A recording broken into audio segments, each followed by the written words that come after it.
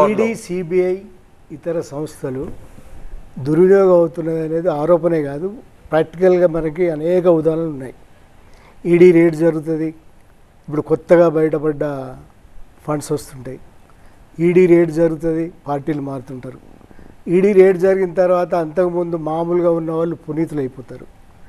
ED rate జరిగిన తర్వాత కొద్ది రోజులకే అకౌంట్లోకి డబ్బులు వస్తాయి. ఇవన్నిటి సంబంధాన్ని మీరు ఏమంటున్నారంటే పార్టీ ఏమో భారతీయ జనతా పార్టీ, ప్రభుత్వం ఏమో భారతీయ ప్రభుత్వం అని.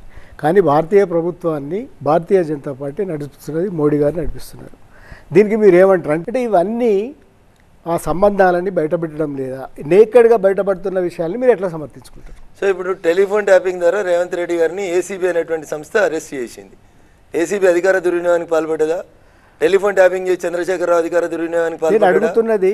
My question is straight sir. క్వశ్చనే సమాధానం కాదని మీరు అనొచ్చు. నేను వస్తా మీరు చెప్పిన కాడికి. టెలిఫోన్ ట్యాపింగ్ చేసి రేవంత్ రెడ్డిని అరెస్ట్ చేసిరు. 100% మీకు ఇష్టం ఉన్నా కష్టం ఉన్నా Revanth Reddy was arrested in ఓటుకు నోటు కేసు టెలిఫోన్ ట్యాపింగ్ తోటే అయిండు. అప్పుడు కూడా టెలిఫోన్ ట్యాపింగ్ జరిగింది 2015లో కూడా. అరెస్ట్ చేసింది ఏసీబీ. రేవంత్ రెడ్డి పార్టీ మారలేదు. రేవంత్ రెడ్డి నిలబడ్డాడు, కొట్లాడిండు. మరి అక్కడ అధికార దుర్వినియోగం చేసిరని మీరు ఒప్పుకుంటారా ఒప్పుకోరా? భారతీయ జనతా పార్టీ, కేంద్ర ప్రభుత్వం, ఈడీ, సిబిఐ దగ్గరికి వస్తాం. సృజనా చౌదరి గారిని భారతీయ జనతా పార్టీలోకి వచ్చే కంటే ముందు కేసు పెట్టిరు. భారతీయ జనతా పార్టీలోకి వచ్చినాక కేసు తీసేసిరా సార్? తీసేయలేదు. సృజనా చౌదరి గారు భారతీయ జనతా పార్టీలో చేరే కంటే ముందే తెలంగాణ రాష్ట్ర సర్వోన్నత న్యాయస్థానం ఆయన కేసుల ఇన్వెస్టిగేషన్ మీద స్టే ఇచ్చింది. కోర్టు ఇన్వెస్టిగేషన్ మీద స్టే ఇచ్చినాక నెల రోజుల తర్వాత సృజనా చౌదరి గారు మా పార్టీలో చేరినారు. మీరు చెప్పండి సార్, ఒక వ్యక్తి పార్టీ మారడాన్ని డాక్టర్ బిఆర్ అంబేద్కర్ గారు రాసిన రాజ్యాంగం ఎక్కడైనా నిషేధించిందా? పార్టీ మారడం గురించి నేను అడగడం లేదు. రైట్. మీరు ఏమన్నారు? ముందు కేసు పెడుతున్నారు, తర్వాత పార్టీలు మార్చుకుంటున్నారు. ఒక సుజనా చౌదరిది కాదు కదా. హేమంత బిశ్వ శర్మ కూడా అట్లనే. హేమంత బిశ్వ శర్మ ఈ స్టిల్ ఫేసింగ్ ద కేసెస్. కర్ణాటకలో పార్టీ మారినటువంటి కాంగ్రెస్ ఎమ్మెల్యేలను రిజైన్ చేసి మళ్ళీ పోటీ చేసిర్రు. కర్ణాటకలో మేము ఎమ్మెల్యేలను చేర్చుకున్నాం, రాజీనామా చేయించినాం. మధ్యప్రదేశ్లో మేము ఎమ్మెల్యేలను రాజీనామా చేయించుకున్నాం. పార్టీ ఫిరాయింపుల గురించి కాదు ఇక్కడ మాట్లాడుతున్నది. మళ్ళీ ఒక 25 మంది కేసుల్ని కేసు వైజ్ కూడా మనం చూడొచ్చు. ఏ ఒక్క కేసు మాఫీ కాలేదు. ఎలక్టోరల్ బాండ్స్ కూడా అదే కదా సార్, ఏ ఒక్క కేసు కూడా మాఫీ కాలేదు. Slow progress. మీరు ఒకటి అర్థం చేసుకోవాలి, జయలలిత గారి మీద కేసు జరిగింది సార్. అప్పుడైతే బీజేపీ అధికారంలో లేదు. మొత్తం కేసు అయ్యి ఛార్జ్ షీట్ అయ్యి జయలలిత గారి కేసు కన్విక్షన్ అయ్యేసరికి 18 సంవత్సరాలు పట్టింది సార్. నేను అయిపోతారు. మీరు సుజనా చౌదరి చెప్పినారా, నేను ఒకటే కేసు చెప్తాను. ఆదర్శ్ కేసే తీసుకుందాం. కార్గిల్, అమరవీరులు, ఆదర్శ్, సెంటిమెంట్ అన్నీ ఉన్నాయి. మోడీ గారి స్పీచ్ ఉన్నది ఆన్ రికార్డ్.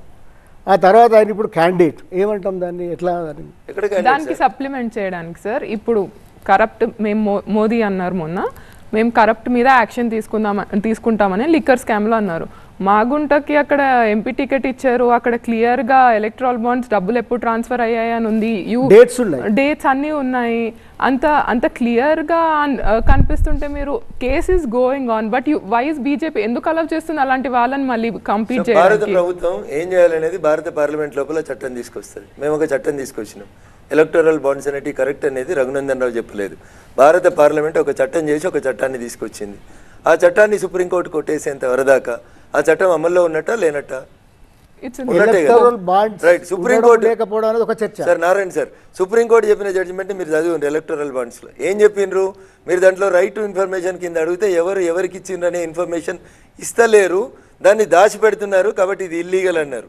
ఎలక్టోరల్ బాండ్స్ చట్టం ఇల్లీగల్ అనలేదు, దాంట్లో ట్రాన్స్పరెన్సీ లేదు కాబట్టి ఇల్లీగల్ అన్నారు. సమాచార హక్కు చట్టానికి దాచిపెట్టిరు కాబట్టి ఇల్లీగల్ అన్నారు.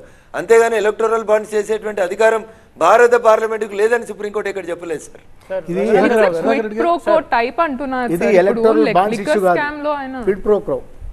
అది ఇష్యూ. ఎందుకంటే వాళ్ళకి కేసులు ఎత్తేయడమా, ఇంకో ప్రయోజనం ఉండడమా?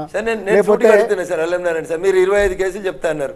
ఒక్క కేసు చెప్పుర్రి, ఫలానాయన భారతీయ జనతా పార్టీలో చేరిన తర్వాత ఇక క్రైమ్ నెంబర్ ఇది, ఈ కేసును మూసేసింది సిబిఐ లేదా ఈడీ మూసేసింది అని ఒక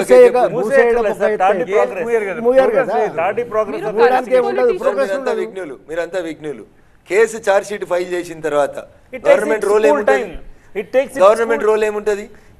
ఛార్జ్ షీట్ పోలీసు వాళ్ళు ఫైల్ చేసిన తర్వాత నేరం నమోదు చేసి కేసు రిజిస్టర్ చేసి ముద్దాయిని అరెస్ట్ చేసి ఛార్జ్ షీట్ ఫైల్ చేసిన తర్వాత భారత ప్రభుత్వం రోల్ కానీ పోలీసు వాళ్ళ రోల్ కానీ ఏముంటది సార్ మీరు ఏముండదండి. That is the duty of the judiciary. వాళ్ళు చేయాల్సిన పని మమ్మల్ని ఎందుకు అంటున్నారు మీరు? Corrupt అని కోర్టు తెలిసి పని కూడా చేయకపోతే అదేనండి, వైట్ వాషింగ్ దయించి ఒకటే నిమిషం. ఎఫ్ఐఆర్ నమోదు చేయడం పోలీసు వాళ్ళ డ్యూటీ, ముద్దాయిని అరెస్ట్ చేయడం పోలీసు వాళ్ళ డ్యూటీ, ఛార్జ్ షీట్ ఫైల్ చేయడం పోలీసు వాళ్ళ డ్యూటీ. కోర్టు ఎందుకు ట్రయల్ నడుపుతలేదు? నన్ను ఎందుకు అడుగుతారు మీరు? బీజేపీని ఎందుకు అడుగుతారు? టీఆర్ఎస్ ఎందుకు అడుగుతారు? జడ్జిలను అడగాలి, జడ్జిలను అడగాలి సార్. అదొక ఇండిపెండెంట్ వ్యవస్థ, వాళ్ళు నడపాలి కదా ట్రయల్. 2015లో ప్రపంచమంతా చూసినప్పుడు పట్టపగల దొరికిన దొంగ నేనంటలేను. కేటీఆర్ ఇదే స్టూడియోలో కూర్చొని 100 సార్లు చెప్పిండు. FIR 2015, arrest 2015, charge sheet 2016, forensic science laboratory నివేదిక 2016. 2016లో ఛార్జ్ షీట్ పడితే 2024 దాకా రేవంత్ రెడ్డి గారి మీద ట్రయల్ నడుస్తలేదంటే చంద్రశేఖరరావు, రేవంత్ రెడ్డి ఇద్దరు కొల్యూడైనరా? తెలంగాణ పోలీసులు, తెలంగాణ జ్యుడిషియరీ కొల్యూడైందా? చెప్పురు సార్.